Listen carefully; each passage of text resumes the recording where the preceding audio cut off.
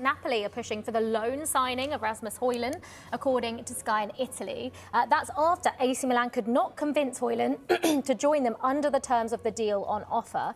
Milan wanted a loan with an option, while Hojlund and United's preference was a permanent deal. I mean, we've got European football expert Andy Brassel in the studio, so it feels like the first question, Andy, is feels like Manchester United feel like Serie A is the place to sell their players. Yep. Why is that? There's no money there, is there? So why?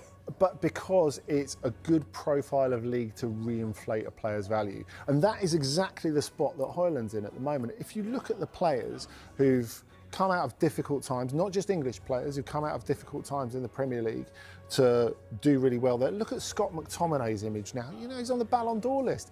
And go before that, you go Lukaku, Smalling, Young. You can go through them all, and they've reignited their careers there. Now, look, I think Hojlund and United, if that is really their view, that they want a permanent deal, well, you know, I'd love a Lamborghini, but it's not going to happen. The fact is that his value has dropped so much over the last 2 years.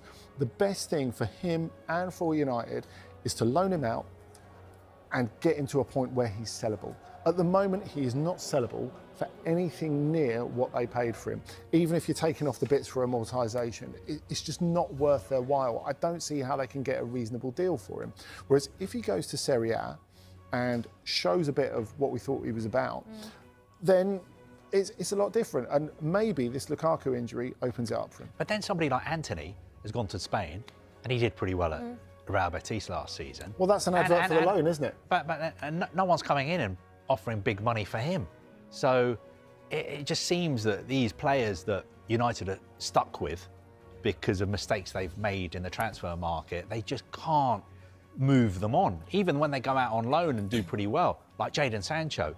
You know, he went to Chelsea for the second half of last season, did okay. Chelsea were pretty ambivalent about keeping him, were willing to keep him as long as he took a wage cut. He wasn't willing to take a wage cut, and they said, all right, you know what, not interested. And straight away, that's the problem there. The answer's in the question, isn't it? The fact is, yeah, and this is a problem for every Premier League club. If you've got failing players, where do you put them? I mean, the Saudi Pro League worked for that for a bit, but if they're not going to Saudi, where are they going? Now, maybe the Turkish Super League comes back into the picture later in the window, but I think for the moment, you do have to go out there and prove the players are worth something. I mean, it's been a difficulty. You think of Marcus Rashford, for example. He went out there and did pretty well in the second half of last season for Aston Villa, in a Premier League context as well. But was it? I realise Villa are in a particular situation, but no one in the Premier League looked at that and thought, you know what, we're going to bet the farm on him. There was enough to show there's a player still there, but there's not enough to say we're going to bet everything on him. And I feel that was the case definitely with Sancho when he went to Chelsea and Dortmund. There's enough to say there's still a player there, but is there enough to say there's a game-changing player that we want to invest a lot in, and maybe not? If Hojlund's got a full season to do it, then maybe at least that brings it closer to the mark where United find themselves an acceptable deal.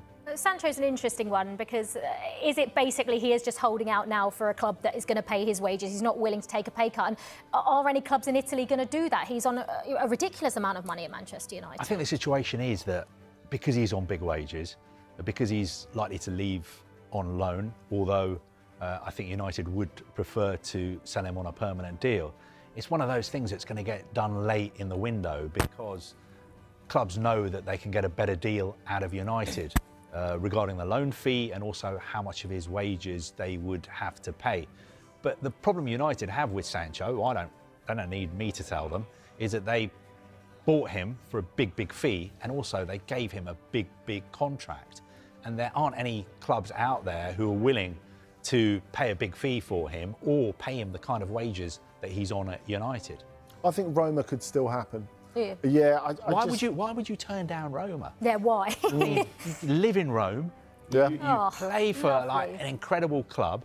For an attacking coach and Gasperini. Exactly. I think there's a lot to recommend it. But look, if it was all about the money for Sancho, he would have taken the deal from Fenerbahce a month and a half ago, and he hasn't done that. So clearly his ambition is to play for what he sees as a big club in Europe and somewhere where he needs to feel love around him. And that's why he's excelled at Dortmund. I wonder if there's a little bit of Dortmund in the background here, because there are people in the dressing room who would love to have him back. I don't think the club are convinced that it's a great deal, but I think from a Dortmund Sancho perspective, there's something there that won't go away. You know, that's where he first emerged, and he's got a lot of supporters there. Now, whether the club think that that's the right deal and whether they think it's a financially expedient deal is different, but I think that's possibly part of what's holding up the